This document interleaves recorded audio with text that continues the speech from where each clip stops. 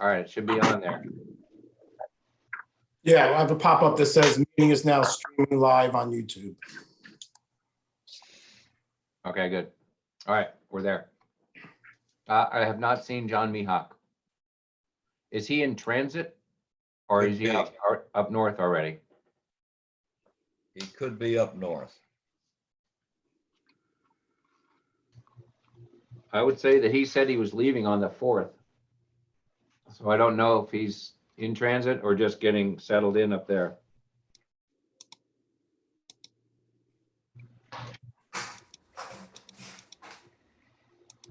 If he left on the 4th, he may not have even seen your email if he was in transit. That's a good point. It didn't come out to Tuesday, so he was on the road, so he may not even know about this meeting. That would be my guess. Could be.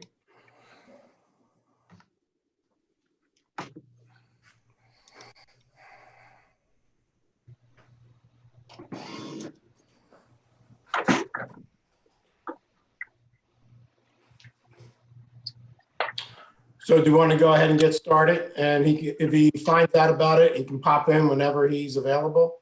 That's correct. Okay. All right, so we'll go ahead and get started now then. Good morning, everybody.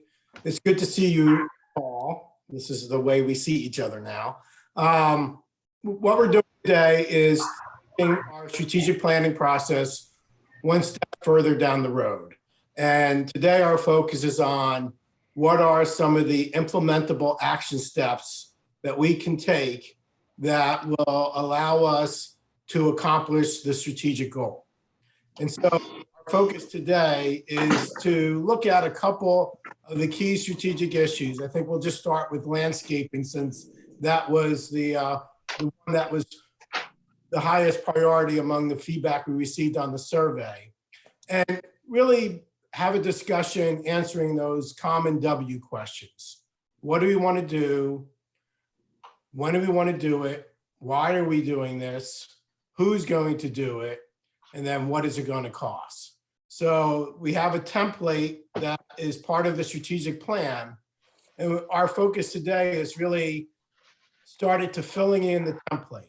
And we have 7 strategic areas. We're not going to be able to cover all 7 today, but if we get 1 or 2 accomplished today, we can then talk about what are the next steps to complete the rest of the templates, whether that's best to be done as a whole board of directors, or should we break them out into smaller subgroupings that will bring back a draft for us to react and respond to as a whole board of directors. But we'll focus on that towards the end of our 2 hours this morning. But for today, I sent you all a sample of a completed template. And this was focusing on more of a capital enhancement of improving a lodge or a clubhouse building that they call the Beach Club. And what were some of the initial steps that were involved. Don't focus on what they're trying to accomplish, but just when you looked at it, I just wanted to illustrate the completeness in terms of each of the different cells and the detail, level of detail they provided that serves as a guiding framework to ensure goal accomplishment. Does anybody have any questions on that template? No? All right, so let's turn our attention to the updated strategic plan. The first strategic priority is landscaping improvements. And so my question to you to begin is, what are some of the changes in landscaping do you believe is necessary to reflect the interests of the community?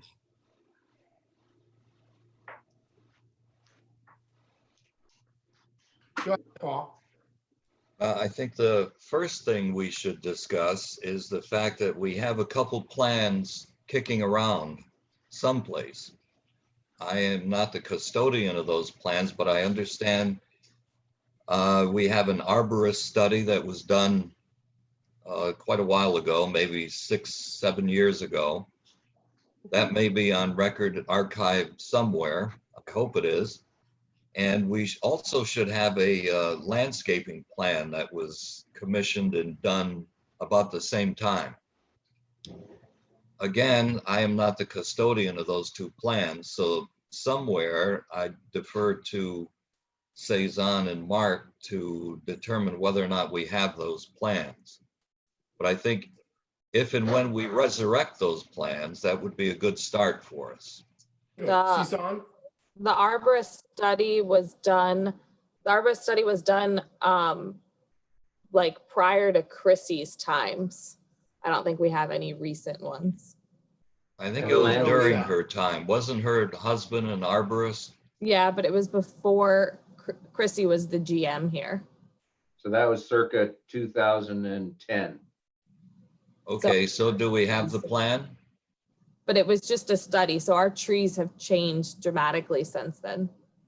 And the landscaping plan that I have is a drawn out set of blueprints, but they're generic in nature, just showing the generality of the types of plants that would be placed in certain areas in the medians and along the roadways, which are there now. And so I think that the landscaping committee in its endeavors this year, Linda, you can back me up on this, is that they've taken the existing company with George, who is the enhancement regional supervisor for Brightview for the state of Florida, and driven around the community to all of the common areas that are in need of some kind of landscaping enhancement.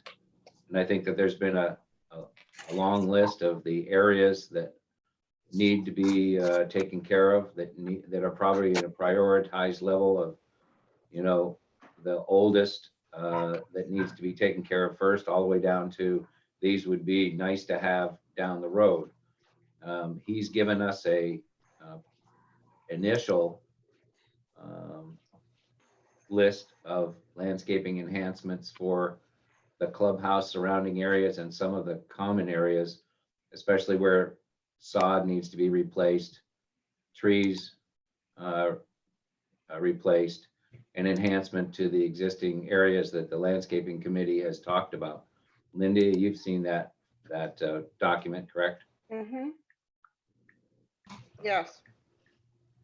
I wonder if we could use resources in the community, like people from Florida Gulf Coast University who do this thing for a living and basically courses on how to do these things, and get some input from some of those people as to where communities are in Southwest Florida, in 2025, where we expect them to be. So That's probably done more through the University of Florida, because they're the ag school and they have a very robust agricultural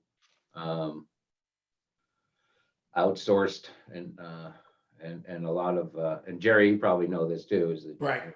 that they're the ag school that really supplies the information to the state about landscaping and agronomics. But to that point, looking at resources available through the state university system could be worthwhile. Lanny? There's also a couple other resources, the Collier County Extension Service, the Master Gardeners there, and the Florida Native Plant Society does site visits for communities and recommends native planting. So we can add those to the list. Lindia?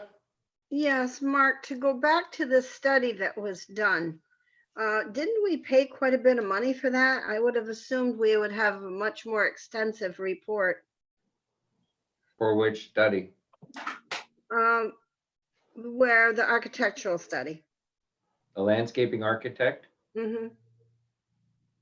It was 4 years, probably at least 2 to 3 or 4 years before my time. I've got the blueprints here in my office, but as I said, they're generic blueprints. They don't have specificity to the the special plants that have to go into every area.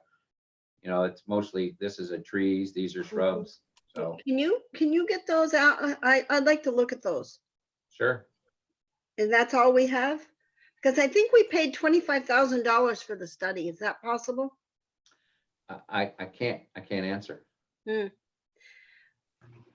Okay, if you could find all that you do have, I mean, that you got anything that was done 10 to 12 to 15 years ago, the amount of growth and change to the existing canopy and if you want to call it the landscaping that's here now is Mhm. probably vastly different. yeah, yeah. I'd still like to see it. I'll look for it.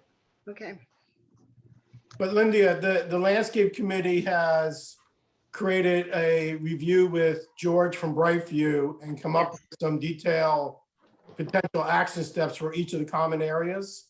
yes, they've started that. You know, because of the virus, we haven't done as much as we should have with it. But But that initial report really wasn't looking at a 5 to 10 year plan. no, And I think that's something that we want. We want a much more extensive plan than what they were thinking about doing.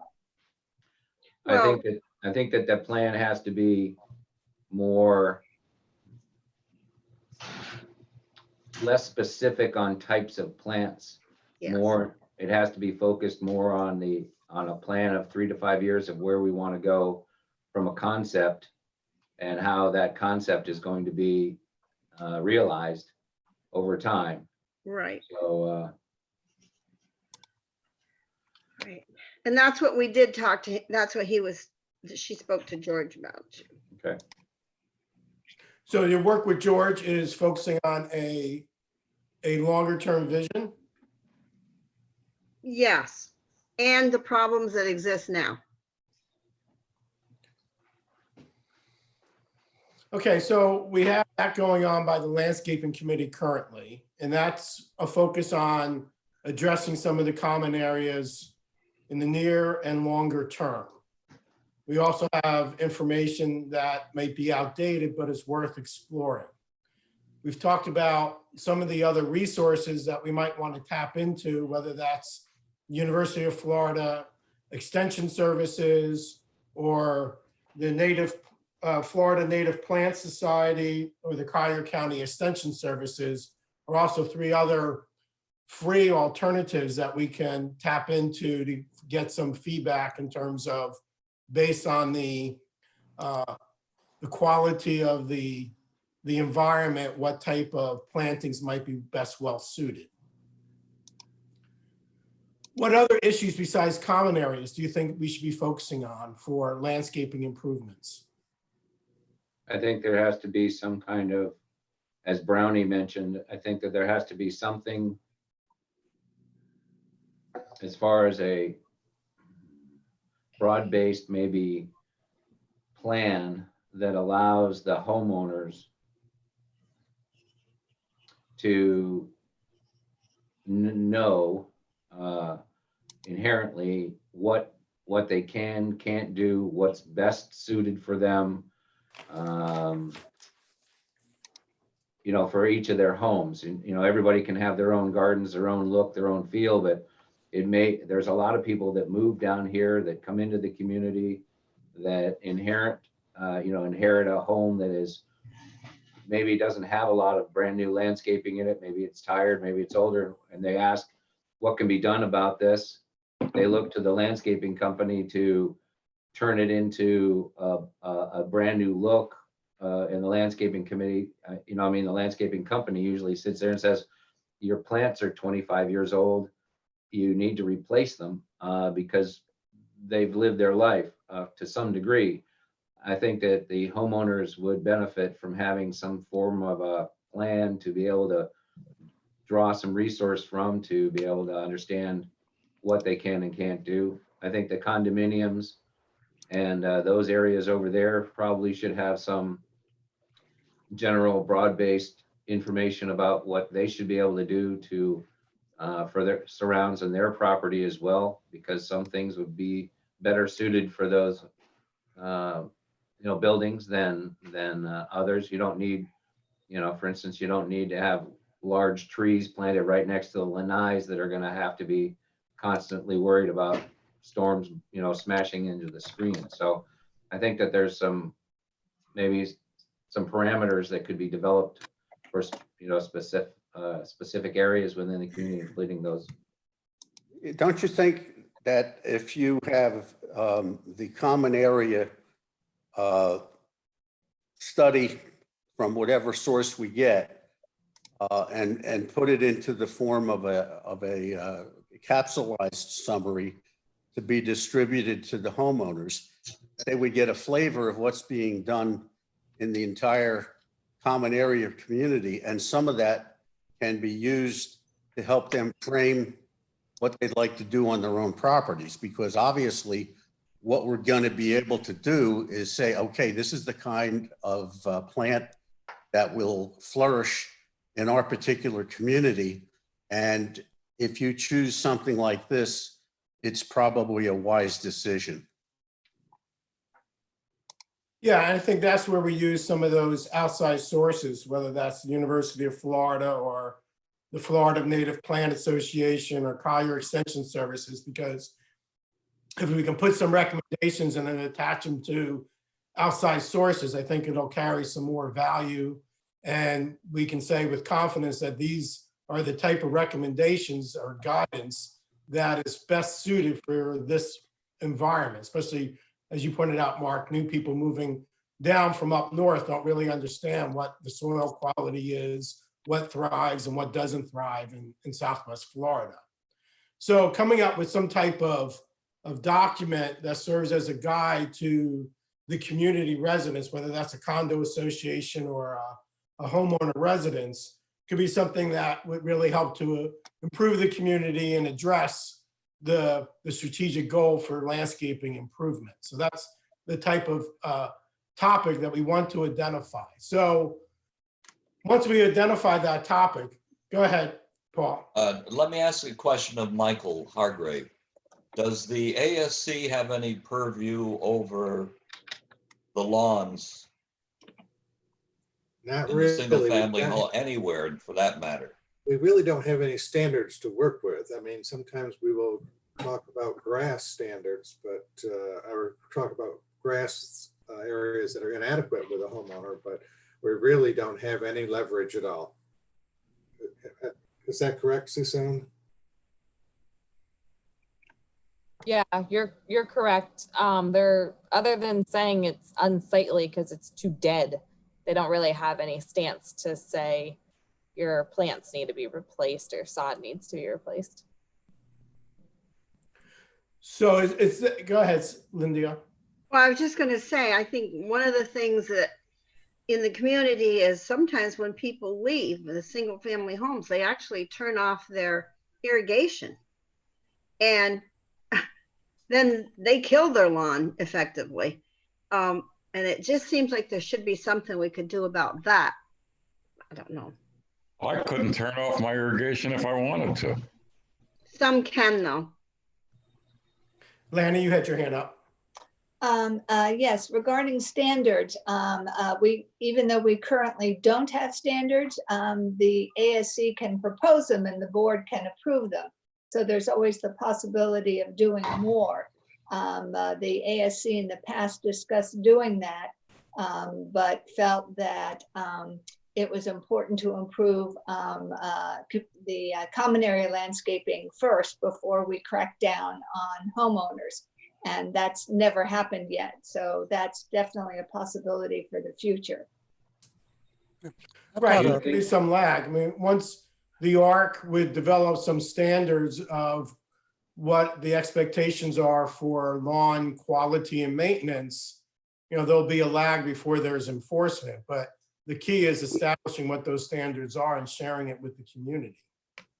Do you think that the landscaping improvement strategic plan should have some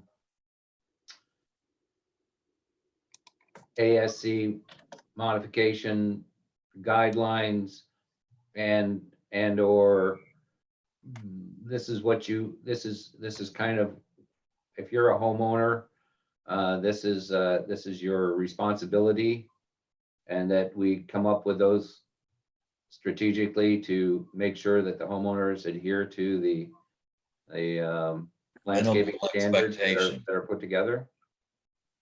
Why don't we get a Go plan? ahead, Mike. I think they really should be some broad-based standards set up. I think it's going to be difficult to get into the very specifics of it because people are going to have a lot of different choices in how they do their landscaping, but there's got to be some broad-based standard. Right, and a lot of that, at the most basic level, you have to, you talk about what type of grasses are acceptable, and then, weed maintenance and things of that nature as broad standards or something that could be added to from the ARC. Who else had their hand up? Yes, Lanny. Yes, I think there can be standards, and the type of thing that ASC had talked about before is the requirement to replace things when they're removed. There had been some fairly standardized landscaping in Sanctuary Point with, each lot had some palms and, that sort of thing. But in particular, the lack of any landscaping in the front yard of a home was felt to be something that could be standardized. Mhm. Hmm. I've got one thought when I think about this landscaping, and it could be a lot of money long-term, but how do you determine that you need to replace a plant other than it's dead? I mean, what's the criteria that we're going to go in and pull out living plants to replace it with something might be different? I have a little trouble with that concept. I mean, we could spend millions and millions of dollars doing that. What's the basic criteria for replacing a plant? Now, Brownie, you're talking about common areas only. Yeah, I'm talking about common areas, yeah. Okay. Well, I have a little trouble with the concept of just going out, ripping out plants, putting in different plants, which may or may not be better if the existing plants are still healthy, even though they're old. So how do you decide you need to rip out a living plant and replace it with something? Lanny, and then we'll go to Lindy. Randy, I have the same concern. I'd like to go back and just say, generally speaking, that I'm ultimately absolutely satisfied with the look that we have at the present time. We have really done a wonderful job of maintaining the flora and fauna that we have from when I got here 20 years ago, and it looks just as good and just as fervent as ever. So I share your concern because I think the job has been done well.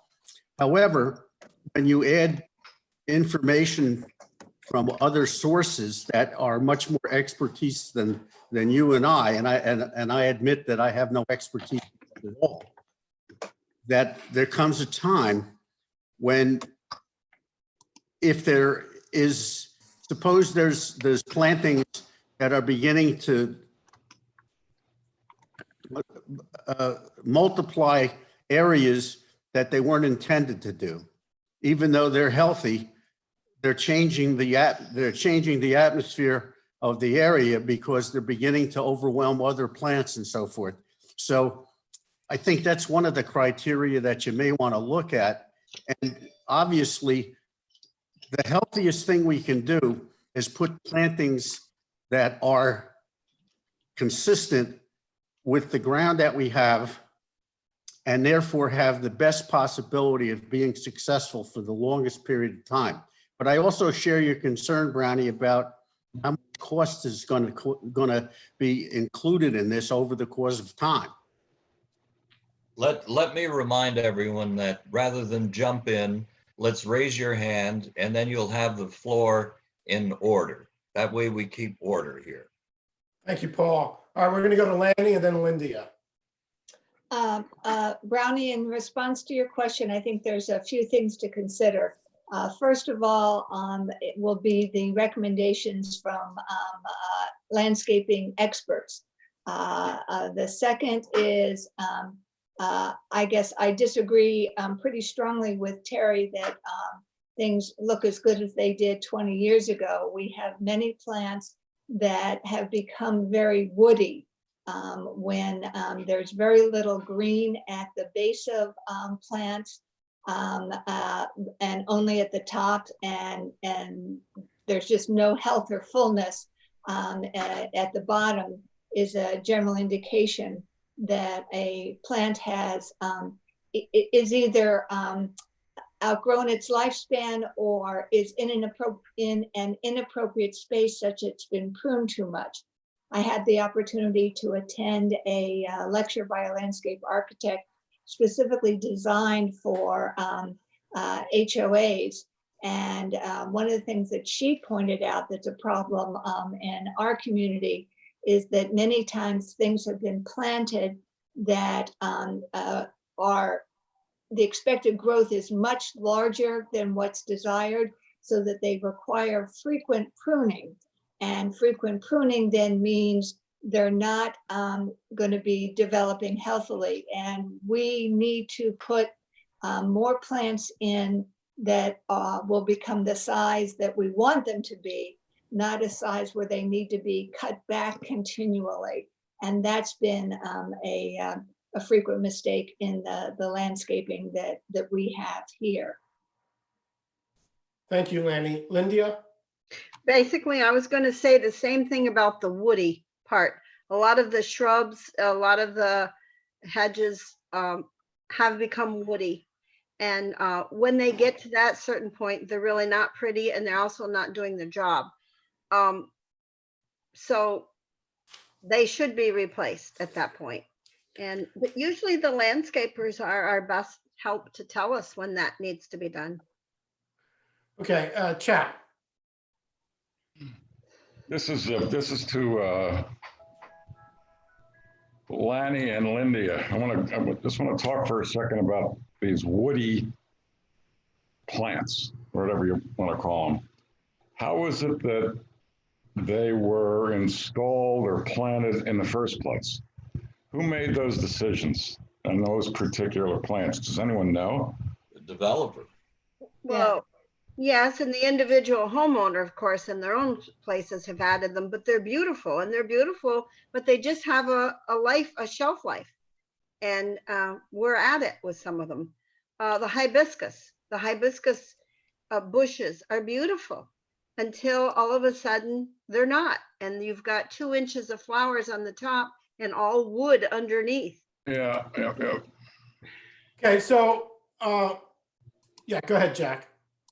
So we're getting into the weeds here, you know. Oh, good. That's just what I was about to say. Very good. Yes. So, we want to get more detail today than we have been in the past, but there's a balance. And so, as Jack accurately pointed out, we're getting a little too detailed. We recognize that we want to have a 3 to 5 year plan for the landscaping in the common areas. That is the strategic action item.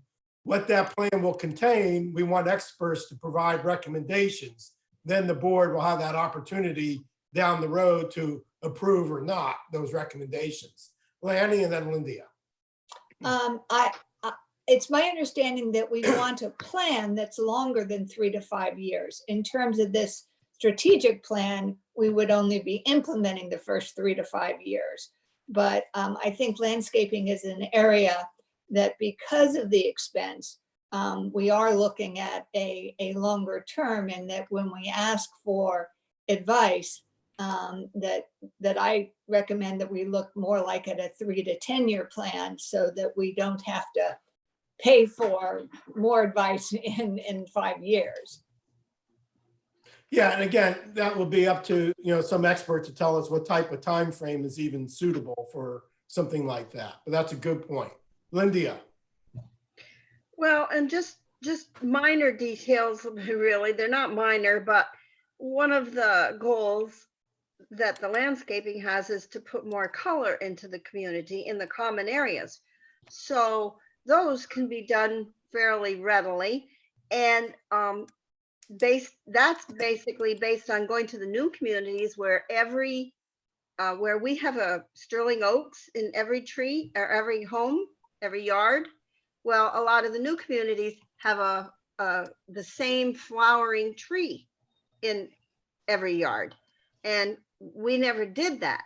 here. So we're trying to catch up with that in the common areas, and we hope that some of the homes will pick up from that and start. And we actually have had some of the homes plant the flowering trees that we put in the medians down by going into Wildcat Cove. I see that going into Wildcat Cove, one homeowner's got the same tree down there now. So we need more color in our community now. And we can work with a landscaper to do that from starting now, going into 10 years. You know, we can just keep adding to that. It's not something we have to do overnight with all the places. Good. All right, so far in terms of action items that we want to focus on to address the strategic issue of landscaping improvements, we've been focusing on developing a long-term plan for common areas. And we've talked about providing, working with the ARC to develop some guidelines and a general recommendation for homeowners in terms of plantings and lawn quality as two main areas that we want to focus on. What other areas in terms of landscaping improvements should we be discussing? Irrigation. Let's hold table irrigation because that'll be a topic that we'll spend a little bit more time on. But let's hold off till we get to some of the more plantings. So for example, the hardwoods in the community. Do we need to have a plan for replacing or taking down some of these maturing hardwoods that are that have extensive root structures that are continuing to be problematic for homeowner driveways, for common areas, sidewalks, and things of that nature? I think you probably should have a root barrier program rather than a tree removal program. Okay. Lanny. Find your. Paul, I think that's a great idea. And I think that that could be something where we could organize a company to assess not only trees on common properties, but on homeowner properties and get a good deal to go in together to get a lot of this done as a group. Yeah, there's good news and bad news about the trees. After 20 some years, the trees are reaching maturity.